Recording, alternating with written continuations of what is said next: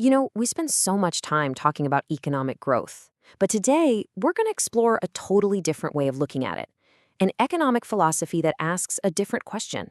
Instead of just getting bigger, how do we build a system of balance? We're diving deep into the principles of economics outlined in the Quran. So let's start with the biggest question of all. What is an economy even for? Is it really just about maximizing wealth, getting more stuff, and seeing numbers go up? Or is there a deeper purpose? Well, the perspective we're examining today says, oh yeah, there absolutely is. And that purpose changes, well, everything. Here's the game plan for how we'll break this all down. First, we're going to redefine what economy even means. Then, we'll get into this core idea of finding a middle path. After that, we'll look at how resources are seen as a divine trust, why there's an active mandate to be productive, and finally, we'll cover the key principles that are meant to hold a just system together. All right, let's jump right in. To really get this worldview, you have to start with the language itself, because the word used here for economy, well, it's about so much more than just finance. It's about the entire purpose of our material lives. The Arabic term is iqtisād, and it comes from the root word qasd. Now, qasd has these three really beautiful meanings. First, it's about having a purpose, aiming for a goal. Second, it means walking a straight path to get there. And third, and this is the big one, it's about maintaining moderation and avoiding extremes. So right from the get-go, an economy isn't just a system of exchange. It's a purposeful, balanced journey. Okay, so if the whole point is moderation, what exactly are we supposed to be avoiding? This philosophy actually maps out a full spectrum of our economic behavior, from one bad extreme to the other. Now, this is where it gets really clear. The ideal path is defined by what it's not.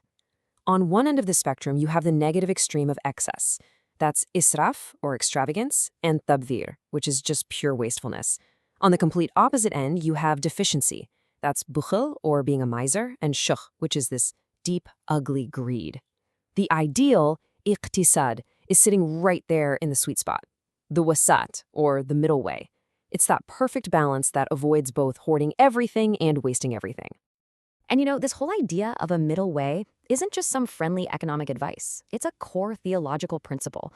This verse actually refers to the entire community as an ummatan wasatan, a balanced, just, middle path community. It just goes to show you how central this idea of moderation is to the entire worldview. All right, so we've covered how we should act, but what about the stuff we're acting on? The raw materials of an economy? Where do they come from? The whole framework here is built on the idea of stewardship, of a sacred trust. In this worldview, the world's resources aren't just commodities up for grabs, they're blessings, they're divine trust. The earth itself is described as being made pliable, basically made easy for us to work with. And we, humans, are seen as its stewards, appointed to care for it and develop it. Our labor is the key that unlocks all that potential.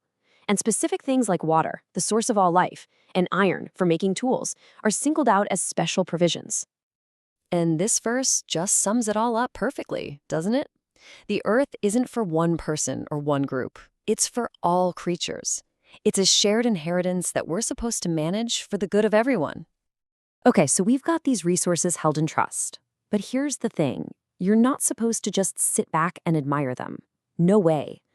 This philosophy comes with a responsibility, a real, active, divine mandate to get up and be productive, to build a thriving society. Now, this is a really fascinating way to think about work and innovation. The act of production, building things, farming, creating, it's not viewed as something humans just figured out on our own. In this view, the actual knowledge of how to produce is considered a form of divine guidance. And here's a perfect example. The source points to this verse about the prophet David, who was, it says, divinely taught the skill of making armor. What that does is it elevates things like craftsmanship, engineering, and technology to an almost sacred level.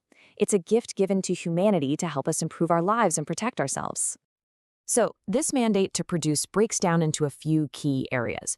And you've got to start with the most fundamental one of all, agriculture. This is seen as the primary way of sustaining life, a direct partnership with that divine trust we've been given in the earth. Next up, You have commerce. And this isn't just about making a profit. It's seen as the essential engine that helps distribute all those resources fairly, lets people exchange goods, and allows different communities to benefit from each other's unique talents and hard work. And finally, we have industry. This is the act of transformation, taking those raw materials, like the iron we talked about, and using that divinely guided know-how to create useful tools and technologies that help build and protect our civilization. Okay, so we have a purpose, we have a balanced path, we have resources held in trust, and we have a mandate to produce. But how do you organize all of that into a system that's actually fair for everyone? This is where the governing principles come in. A really key principle here is this clever balancing act with property rights. On the one hand, private property is absolutely protected. If you work for it and you earn it, it's yours. That's what drives people to innovate and take responsibility. But, and this is a huge but, that's balanced with the idea of public property.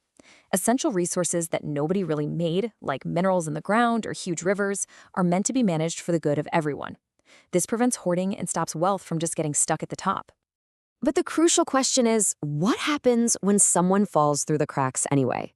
This is where the whole system rests on a cornerstone principle called takaful, or social solidarity. It's the built-in, non-negotiable safety net that says the community must take care of its own. And this isn't just some vague suggestion to be nice. It is a highly structured system. The mandatory charity, known as zakat, has its recipient spelled out right there in the Quran. It's a systemic transfer of wealth to very specific groups: the poor, the needy, people trapped in debt, travelers who are stranded. It's all laid out. This makes social support a systematic right, not just a random act of kindness. So when you take a step back and look at the whole thing, you see this complete economic vision. It starts with defining an economy by its moral purpose. It's guided by the principle of balance. It treats the world's resources as a sacred trust. It demands that we be productive. And it's all held together by this unbreakable commitment to mutual care. And that leaves us with one last big thought to chew on. In a world that is so often obsessed with infinite growth, what would actually change? In our societies, in our companies, in our own lives? What would be different if the primary goal of our economy wasn't just growth, but balance?